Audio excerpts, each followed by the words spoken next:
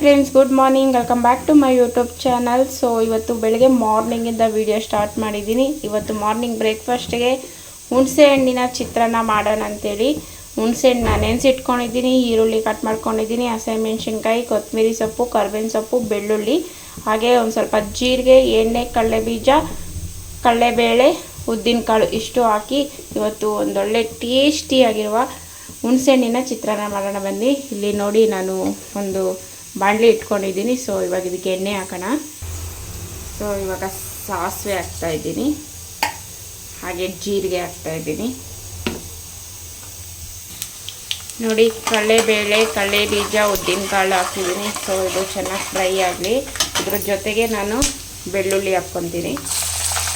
ಬೆಳ್ಳುಳ್ಳಿ ಹಾಕ್ಕೊಂಡ್ರೆ ಹುಣಸೆಹಣ್ಣು ಚಿತ್ರಾನ್ನಿಗೆ ತುಂಬಾ ಟೇಸ್ಟಿಯಾಗಿರುತ್ತೆ. ಸೊ ಹಾಗಾಗಿ ಬೆಳ್ಳುಳ್ಳಿನ ಸ್ಕಿಪ್ ಮಾಡೋಕ್ಕೆ ಹೋಗಬೇಡಿ.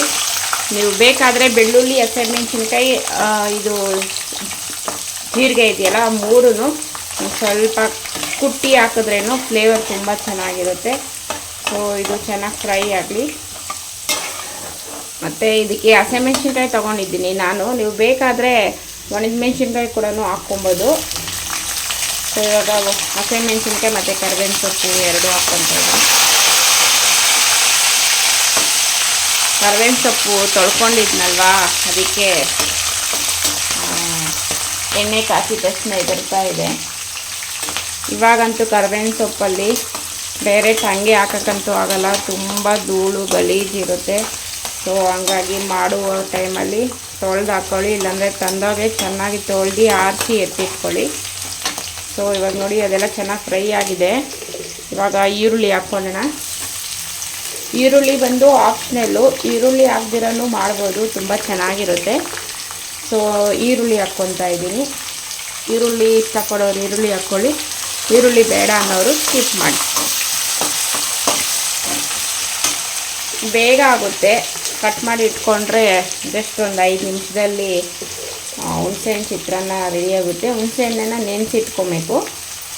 ಸೊ ಅಷ್ಟೇ. ಇವಾಗ ಇದು ಚೆನ್ನಾಗಿ ಫ್ರೈ ಆಗಿ ಒಂದು ಸ್ವಲ್ಪ ಉಪ್ಪು ಹಾಕ್ಕೊಳ್ಳೋಣ. ಇದಕ್ಕೆ ಈರುಳ್ಳಿ ಬೇಗ ಚೆನ್ನಾಗಿ ಫ್ರೈ ಆಗುತ್ತೆ, ಉಪ್ಪೆಲ್ಲ ಚೆನ್ನಾಗಿ ಹಿಡಿಯುತ್ತೆ.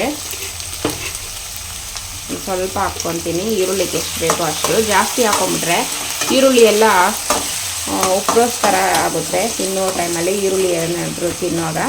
ಸೊ ಈರುಳ್ಳಿಗೆ ಎಷ್ಟು ಬೇಕೋ ಅಷ್ಟೇ ಉಪ್ಪು ಹಾಕ್ಕೊಳ್ಳೋಣ. ಇದು ಚೆನ್ನಾಗಿ ಫ್ರೈ ಆಗಲಿ. ಅಷ್ಟೊತ್ತಿಗೆ ನಾನು ಹುಣಸೆಹಣ್ಣು ಕಿವುಚ್ಕೊತೀನಿ, ಆಮೇಲೆ ಕೊತ್ತಂಬರಿ ಸೊಪ್ಪನ್ನು ಕಟ್ ಮಾಡ್ಕೊತೀನಿ. ನೋಡಿ, ಚೆನ್ನಾಗಿ ಈರುಳ್ಳಿ ಫ್ರೈ ಆಗಿದೆ. ಇವಾಗ ಇದು ಕೊತ್ತಂಬರಿ ಸೊಪ್ಪು ಹಾಕ್ಕೊಳ್ಳೋಣ.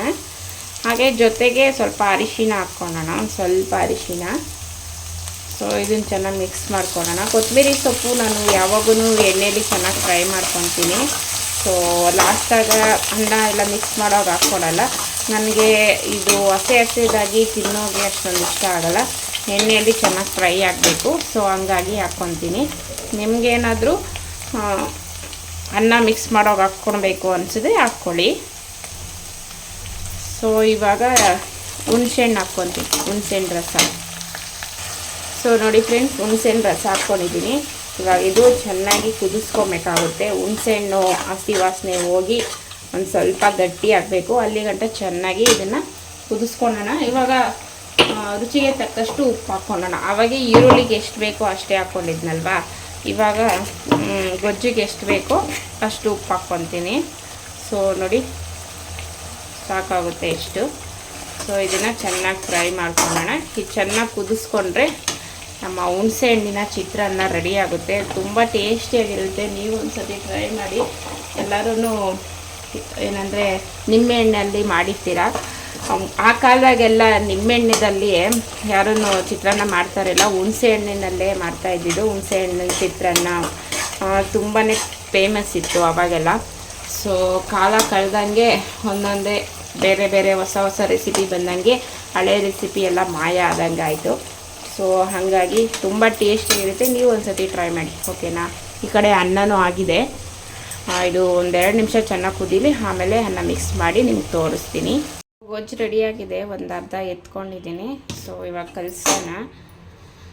ಮಕ್ಕಳೆಲ್ಲ ಸ್ಕೂಲ್ಗೆ ರೆಡಿಯಾಗಿದ್ದಾರೆ, ಟಿಫನ್ ಕೊಡೋಣ ಮತ್ತು ಬಾಕ್ಸ್ ಕಟ್ಟೋಣ. ಇವತ್ತು ಅವ್ರ ಬಾಕ್ಸ್ಗೂ ಇದೆ.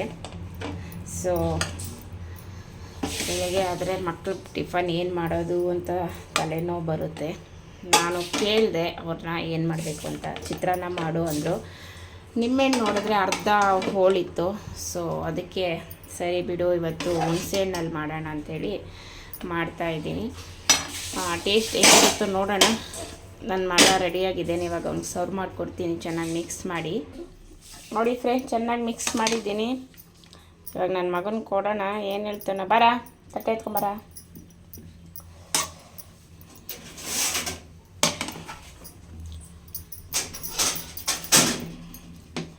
ವೆರಿ ಟೇಸ್ಟಿಯಾಗಿರುವ ಏನು ಹೇಳು ಚಿನ್ನ ಬಂಗಾರು? ಚಿತ್ರಾನ್ನ. ಮಕ್ಕಳೆಲ್ಲ ಸ್ಕೂಲ್ಗೆ ಹೋದ್ರು. ನೆನ್ನೆ ತಂದಿರೋ ಮೆಣಸಿನ್ಕಾಯಿನ ಮೇಲೆ ತಂದು ಬಿಸಿಲಲ್ಲಿ ಹಾಕ್ತಾಯಿದ್ದೀನಿ. ಇನ್ನೂ ಸ್ವಲ್ಪ ಹಸೆದಾಗಿದೆ. ಚೆನ್ನಾಗಿ ಇದು ಬಿಸಿಲಲ್ಲಿ ಒಣಗಲಿ ಅಂತೇಳಿ ಒಂದು 2-3 ದಿನ ಚೆನ್ನಾಗಿ ಒಣಗಿಸ್ಕೊಂಡ್ರೆ ಒಂದು ಅರ್ಧ ಖಾರದ ಪುಡಿ ಮಾಡ್ಕೊತೀನಿ, ಇನ್ನೊಂದು ಅರ್ಧ ಅಡುಗೆ ಮಾಡೋದಕ್ಕೆ ಇಟ್ಕೊತೀನಿ. ಹಂಗಾಗಿ ಬಿಸಿಲಿಗೆ ಹಾಕ್ತಾಯಿದ್ದೀನಿ. ಇದನ್ನು ಹಾಕ್ಬಿಟ್ಟು ಹೋಗಿ ಮನೆ ಕೆಲಸ ಎಲ್ಲ ಮುಗಿಸ್ಕೊಂಡೆ. ಮಧ್ಯಾಹ್ನಕ್ಕೆ ಬಂದು ಮಜ್ಜಿಗೆ ಮಸಾಲ ಮಾಡ್ತಾಯಿದ್ದೀನಿ. ಅನ್ನಕ್ಕೆ ತುಂಬ ಚೆನ್ನಾಗಿರುತ್ತೆ. ನಾನು ಯಾವ ಥರ ಮಾಡ್ತೀನಿ ಅನ್ನೋದನ್ನು ತೋರಿಸ್ತಾ ಇದ್ದೀನಿ. ನೀವು ಒಂದು ಸತಿ ಈ ಥರ ಮಾಡಿ. ಇವಾಗಂತೂ ಸಿಕ್ಕಾಪಟ್ಟೆ ಬಿಸಿಲಿದೆ. ಆದಷ್ಟು ದಿನದಲ್ಲಿ 1 ಟೈಮ್ ಆದ್ರೂ ಮಜ್ಜಿಗೆ ಕುಡೀರಿ. ದೇಹಕ್ಕೆ ತುಂಬ ತಂಪು. ಬಿಸಿಲು ಟೈಮಲ್ಲಿ ಏನು ಕುಡಿತೀರೋ ಬಿಡ್ತಿರೋ ಮಜ್ಜಿಗೆ ಅಂತೂ ಕುಡಿಯೋದನ್ನು ಮಿಸ್ ಮಾಡ್ಕೊಬೇಡಿ. ಬೆಳಗ್ಗೆ ಆಗಲಿ ಸಂಜೆ ಆಗಲಿ, ನೈಟು ಬೇಡ, ಮಧ್ಯಾಹ್ನ ಮತ್ತು ಬೆಳಗ್ಗೆ ಟೈಮಲ್ಲಿ ಮಜ್ಜಿಗೆ ಕುಡಿಯೋದ್ರಿಂದ ಆರೋಗ್ಯಕ್ಕೆ ತುಂಬ ಒಳ್ಳೆಯದು. ಇವಾಗ ಬಿಸಿ ಬಿಸಿ ಅನ್ನ ಮಾಡ್ಕೊಂಡಿದ್ದೀನಿ. ಮಕ್ಕಳು ಬರ್ತಾರೆ. ಮಕ್ಳನ್ನ ಕರ್ಕೊಂಬರೋಕೆ ಹೋಗಕ್ಕೆ ಮುಂಚೆ ಇದು ಮಾಡೋಣ ಅಂಥೇಳಿ ಮಾಡ್ಕೊತಾ ಇದ್ದೀನಿ. ಮೊಸರಿಗೆ ಒಂದು ಚೊಂಬು ನೀರು ಹಾಕ್ಕೊಂಡು ಚೆನ್ನಾಗಿ ಮಿಕ್ಸ್ ಮಾಡಿಕೊಂಡೆ. ಇವಾಗ ಒಗ್ಗರಣೆ ಹಾಕ್ಕೊಳ್ಳೋಣ. ಒಂದು ಬಾಣಲಿ ಇಟ್ಕೊಂಡಿದ್ದೀನಿ. ಅದಕ್ಕೆ ಎಣ್ಣೆ ಮತ್ತು ಸಾಸಿವೆ, ಜೀರಿಗೆ, ಕಡಲೆಬೇಳೆ ಹಾಕ್ಕೊತಾ ಇದ್ದೀನಿ. ಇದನ್ನು ಚೆನ್ನಾಗಿ ಫ್ರೈ ಮಾಡ್ಕೊಳ್ಳೋಣ. ಹಾಗೆ ಒಂದು 2 ಹಸಿಮೆಣಸಿನ್ಕಾಯಿ ಮತ್ತು ಕರ್ಬೇವಿನ ಸೊಪ್ಪು ಹಾಕ್ಕೊಂಡು ಚೆನ್ನಾಗಿ ಫ್ರೈ ಮಾಡ್ಕೊತಾ ಇದ್ದೀನಿ. ಹಾಗೆ ಒಂದು ಸ್ವಲ್ಪ ಈರುಳ್ಳಿ ಹಾಕ್ಕೊಂಡಿದ್ದೀನಿ. ಈರುಳ್ಳಿ ಚೆನ್ನಾಗಿ ಫ್ರೈ ಆದಮೇಲೆ ಇವಾಗ ಒಂದು ಸ್ವಲ್ಪ ಶುಂಠಿ ಬೆಳ್ಳುಳ್ಳಿ ಪೇಸ್ಟ್ ಹಾಕ್ಕೊಂಡು ಚೆನ್ನಾಗಿ ಮಿಕ್ಸ್ ಮಾಡ್ಕೊತಾ ಇದ್ದೀನಿ. ಎಲ್ಲನೂ ಹಸೆ ವಾಸನೆ ಹೋಗೋಗಟ್ಟ ಚೆನ್ನಾಗಿ ಫ್ರೈ ಮಾಡ್ಕೊಳ್ಳೋಣ. ಆಮೇಲೆ ಕೊತ್ತಂಬರಿ ಸೊಪ್ಪು ಹಾಕ್ಕೊಂಡು ಚೆನ್ನಾಗಿ ಮಿಕ್ಸ್ ಮಾಡಿಕೊಂಡು ಒಂದು ಚಿಟಿಕೆ ಅರಿಶಿನ ಹಾಕ್ಕೊಳ್ಳೋಣ. ಇಷ್ಟೆಲ್ಲ ಹಾಕ್ಕೊಂಡ್ಮೇಲೆ ಚೆನ್ನಾಗಿ ಮಿಕ್ಸ್ ಮಾಡಿಕೊಂಡು ಫ್ರೈ ಮಾಡಿಕೊಂಡು ಇದನ್ನು ನಾವೇನು ಮಜ್ಜಿಗೆ ಮಾಡ್ಕೊಂಡಿದ್ದೀರೋ ಅದಕ್ಕೆ ಮಿಕ್ಸ್ ಮಾಡಿಕೊಂಡ್ರೆ ತುಂಬಾ ಟೇಸ್ಟಿಯಾಗಿರುತ್ತೆ ಅನ್ನಕ್ಕೆ. ಈ ಥರ ಇದನ್ನು ಮಸಾಲ ಮಜ್ಜಿಗೆ ಸಾಂಬಾರು ಅಂತೀರಿ ನಾವು. ನಾನು ಇನ್ನೊಂದು ಥರನೂ ಮಾಡ್ತೀನಿ, ಮಸಾಲ ರುಬ್ಬಿ ಮಾಡ್ತೀನಿ. ಅದು ಕೂಡ ತುಂಬಾ ಇಷ್ಟ. ಇವತ್ತು ಬಂದು ಸಿಂಪಲಾಗಿ ಮಾಡ್ಕೊಳ್ಳೋಣ ಅಂಥೇಳಿ ಈ ಥರ ಮಾಡ್ಕೊತಾ ಇದ್ದೀನಿ. ಇವಾಗ ಇದಕ್ಕೆ ರುಚಿಗೆ ತಕ್ಕಷ್ಟು ಉಪ್ಪು ಹಾಕ್ಕೊಂಡ್ರೆ ಅಷ್ಟೇ. ಮಧ್ಯಾಹ್ನ ಊಟಕ್ಕೆ ಸಿಂಪಲಾಗಿ ಮಸಾಲ ಮಜ್ಜಿಗೆ ಮತ್ತು ಬಿಸಿ ಬಿಸಿ ಅನ್ನ ತುಂಬ ರುಚಿಯಾಗಿರುತ್ತೆ. ಖಂಡಿತ ಒಂದು ಸತಿ ಟ್ರೈ ಮಾಡಿ ನೋಡಿ. ಟ್ರೈ ಮಾಡಿದೆ ಕಮೆಂಟ್ ಸೆಕ್ಷನಲ್ಲಿ ಬಂದು ತಿಳಿಸೋದನ್ನು ಮರಿಬೇಡಿ. ಸೊ ಈ ವಿಡಿಯೋನ ಇಲ್ಲೇ ಎಂಡ್ ಮಾಡ್ತೀನಿ. ಮತ್ತೊಂದು ವಿಡಿಯೋ ಜೊತೆ ಮತ್ತೆ ಸಿಗ್ತೀನಿ. ಬಾಯ್.